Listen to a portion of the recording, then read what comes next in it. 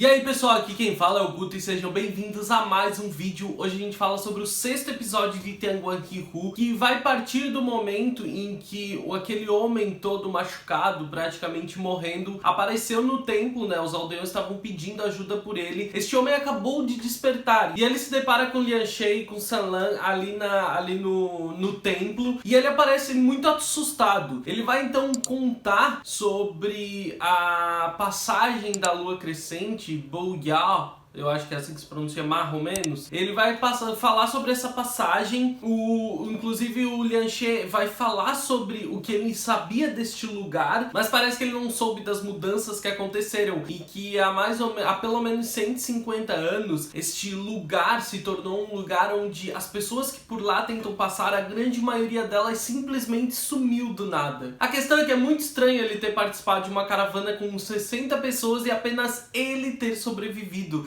Inclusive uma caravana que estava sendo protegida por outros cultivadores. O San Lan e o Lian She acham isso muito estranho e vão dar a ele uma água que vai ajudar a revelar se ele é um fantasma, uma criatura estranha ou não. E eles percebem que ele não consegue beber aquela água. Então ele acaba se revelando uma criatura que usava aquele corpo humano apenas como um recipiente, como uma casca vazia. Inclusive o San Lan vai comentar como é estranho isso e como o responsável por estar manipulando essa criatura deveria ser um cultivador muito poderoso para poder fazer com que ele agisse dessa forma tão natural. O San Lan, né, o Han Chen, vai falar que aquela criatura, aquele homem, ele não tinha nenhuma energia maligna em volta dele, mas ele se comportava muito bem, então o responsável por criar aquilo deveria ser um cultivador muito poderoso. E isso deixa o Lian She ainda mais... ele fica estranhando aquela situação, porque o San Lan, além de tudo, ele entende muito de cultivo de magia e isso é muito estranho. O Lian She, então, ele cria uma matriz telepática para poder entrar em contato com a corte celestial. Lá ele vai ver que o Senhor dos Ventos voltou e tá dando muitos méritos para as pessoas, para os oficiais celestiais que estão lá. Eles estão todos intertidos com aquilo, felizes, recebendo muito ouro, mas o Lian She não dá muita atenção para aquilo e pergunta sobre a passagem da lua crescente. Então parece que um clima muito estranho surge no ar quando ele pergunta sobre isso. As pessoas não querem falar sobre. Inclusive elas voltam a sua atenção novamente para os méritos que estão recebendo, e a única pessoa que responde ele sobre aquilo é a Wenlin, né? Aquela moça que sempre ajudou ele, aquela deusa civil que sempre ajudou ele, e ela pergunta qual é o interesse dele. Ele explica o que aconteceu, que um recipiente vazio veio até ele e falou sobre a história de que há mais de 150 anos muitas pessoas desapareceram nesse lugar, e como aparentemente ele teve um vínculo no passado com aquele reino, onde ele juntou muita sucata, algo do gênero, ele tem muita curiosidade em saber o que está acontecendo e até tentar resolver esse problema. Mas a Wenlin é muito clara para ele ao dizer que ele não deveria se intrometer nesse assunto, ele não deveria ir atrás disso, a não ser que ele queira cavar cada vez mais fundo nos problemas que envolvem a corte celestial, e ninguém quer isso. Mas é óbvio, o Lian She não vai dar atenção a isso e ele vai sim para esse reino tentar descobrir o que está acontecendo lá. O San Lan vai contar ainda para ele um pouco da história que ele sabe, que parece envolver um cultivador demoníaco, né? O que é bastante incomum. Ele fala que há 200 anos atrás o reino de Banua ainda existia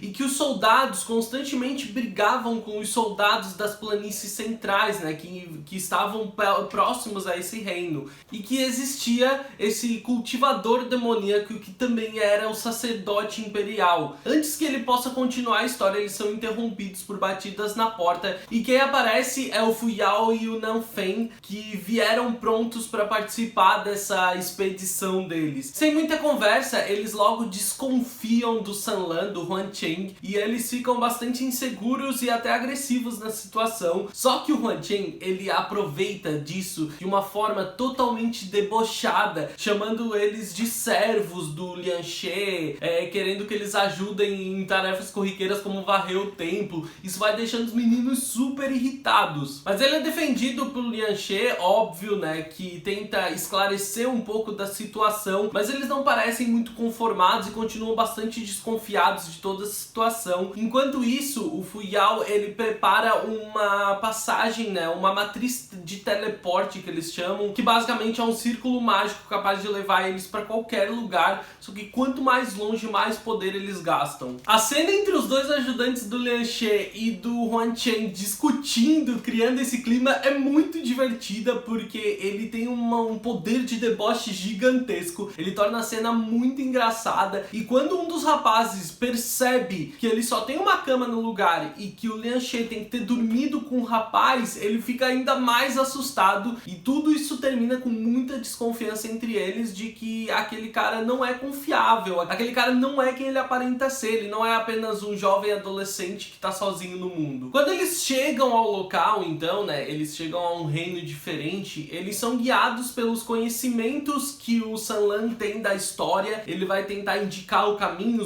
o que ele sabe da história, que teoricamente levaria eles ao lugar, a essa passagem que as pessoas, que o Lian She ainda acredita que seja um oásis. Então eles vão indo pra lá, eles têm que percorrer um longo caminho pelo deserto quente, o que é bastante cansativo, e é óbvio que durante todo esse percurso, durante todo esse caminho e até aqui no episódio, a gente teve muito fanservice. Nesse momento, no deserto, a gente vai ter dois momentos que tem um fanservice maravilhoso, sério, maravilhoso. Esse é um deles, e depois dessa pequena interação entre eles pra encher a gente de amor, a gente ainda vai saber qual é a história do cultivador demoníaco que viveu no reino de Banue. Ele explica que naquele tempo existiam dois cultivadores demoníacos. Ele explica que há 200 anos existiam dois cultivadores demoníacos e um deles vivia nas planícies centrais. O reino de Banue, onde hoje é a passagem da lua crescente, era a passagem para a planície central do oeste, e constantemente os soldados de um lugar entravam em disputas, em brigas constantes com os dos outros. Um determinado dia, a planície central simplesmente resolveu atacar o reino de Banue, e eles acolheram como seu grande tutor imperial um jovem órfão que aprendeu feitiçaria, sabe-se lá com quem, mas que se tornou muito poderoso, e ele passou então a ser o grande sacerdote do lugar. Ele então criou um altar, dando como argumento de que era para fortalecer as forças armadas do lugar, e isso deu muita força aos soldados, que ergueram um grande portão e conseguiram proteger o reino deles. Só que a batalha continuava. Eles, através do portão, ficavam lutando uma grande batalha, usando principalmente armas de longo alcance, como flechas, pedras, fogo. Tudo era usado e a batalha era constante. Em determinado momento da batalha, quando ela estava mesmo no seu auge, a coisa estava muito quente, o sacerdote, né, esse cultivador demoníaco, ele simplesmente acabou com o muro que existia, com os portões. Ele simplesmente ergueu o portão, e todos os soldados que estavam atacando o reino de Banue, eles conseguiram entrar. Aquilo se tornou uma grande oferenda sangrenta que o sacerdote, o cultivador demoníaco, usou como elemento para poder fortalecer toda a feitiçaria dele. A partir de então, o reino de Banue ele foi destruído, mas o desfiladeiro onde o reino existia, ele passou a se tornar a passagem da lua crescente, né? Ele ainda existe, só que é essa passagem que a gente falou até agora. Aparentemente, as relíquias e as coisas que existiam no reino, elas estavam todas amaldiçoadas, então com o tempo aquilo tudo foi ficando abandonado. E a lenda ainda diz que as pessoas que tentam atravessar o desfiladeiro, a passagem, elas somem porque o cultivador demoníaco dá a alma dessas pessoas vivas aos seus soldados para que eles não fiquem brigando entre si. O Fu Yao e o Nanfeng ficam bastante surpresos com o tanto de conhecimento que esse jovem tem. A gente tem mais um momento de debote onde o Sanlan diz que é ele que sabe pouco, o que deixa o rapaz irritado, e ele lança uma esfera de energia querendo revelar ele caso ele não seja quem ele diz ser. Então o Lian She tenta intervir, tentar acalmar as coisas, e eles enxergam de longe um lugar abandonado, e o Sanlan sai correndo para esse lugar para ver se é um bom lugar para eles passarem algum tempo, enquanto o Lian She fica sozinho com os meninos. Ele vai explicar o que tá acontecendo, porque eles parecem muito desconfiados. Ele vai dizer que ele também estava muito desconfiado e de certa forma ainda tá, mas que ele já fez diversos testes, que se ele não for realmente humano, ele só sobra uma opção, a dele ser uma das grandes calamidades, e isso deixa os rapazes ainda mais preocupados. Eles dizem que eles continuam não confiando, mas o Lian She vai avisar que eles podem sim continuar testando ele, podem ter outras formas de testar, mas eles têm que ser um pouco menos agressivos, porque pode ser que ele seja realmente apenas um jovem adolescente expulso de casa. Quando eles entram naquela construção abandonada para poder passar o tempo e descansar um pouco, os meninos, né, o Fu Yao e o Nanfeng vão aproveitar esse momento para tentar descobrir mais sobre o Sanlan e finalmente tentar revelar a identidade dele, caso ele não seja quem ele diz ser. A primeira tentativa é uma água reveladora que eles ficam empurrando um pro outro. O Sanlan, né, o Huan Cheng, ele tenta não aceitar e fica esse conflito, o que faz os rapazes desconfiarem que ele não quer beber porque ele sabe que vai ser descoberto. Só que ele acaba bebendo e nada acontece. Depois eles tentam então com a espada da lâmina espelhada, alguma coisa do gênero, a espada da lâmina vermelha espelhada, eu não lembro bem como é que chama isso, mas é uma espada com uma lâmina super reluzente, brilhante, transparente quase, e ela teoricamente vai revelar se ele for uma criatura demoníaca, se for um fantasma. Inclusive aqui houve uma pequena confusão, onde a Bilibili, eles fizeram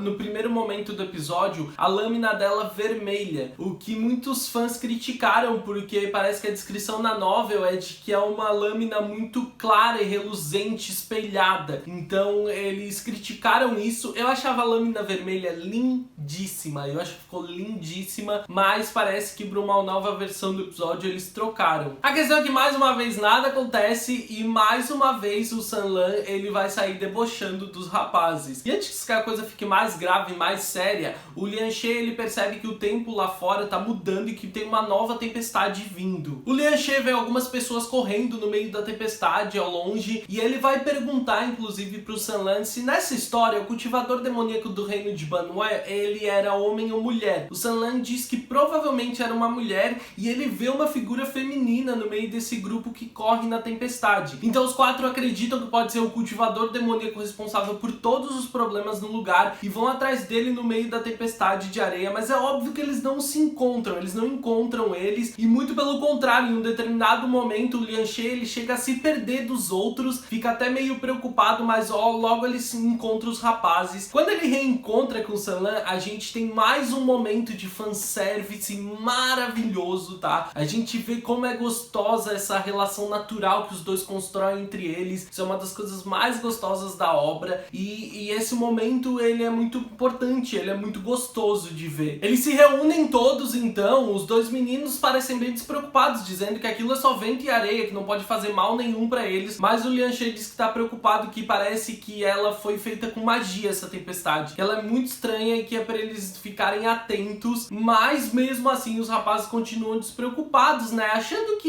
ele não pode fazer nada grave com eles, que não pode levar eles pelo céu, até o momento em que a tempestade de areia simplesmente carrega o Lian She pra cima. Ele tenta usar a seda pra buscar um lugar seguro pra se prender e pra não ser levado, mas ele não consegue e o episódio acaba aqui. A gente tem um novo mistério surgindo, muito legal, depois daquele da noiva fantasma. Esse parece também muito interessante, a ideia de um cultivador demoníaco, essa história, né, do reino que se tornou essa passagem agora também é uma história muito interessante. E mais do que tudo, o fanservice, essa parte do BL que eles tentam construir pra gente aqui tá muito melhor do que nos episódios anteriores. No episódio passado já foi muito bom, mas nessa aqui ela parece muito mais intensa, por mais que elas sejam talvez momentos um pouco mais simples, ela parece muito mais intensa. Eu fiquei maravilhado com isso. Se você já assistiu o episódio 6 de Tian Guanqifu, deixa aqui nos comentários o que você achou desse episódio, as suas expectativas para os próximos episódios.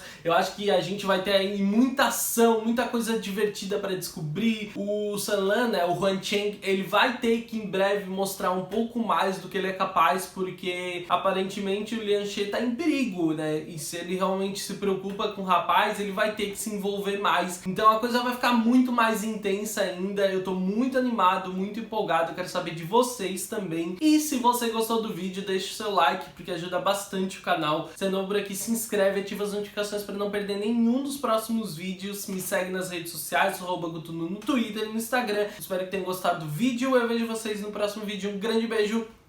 Tchau, tchau.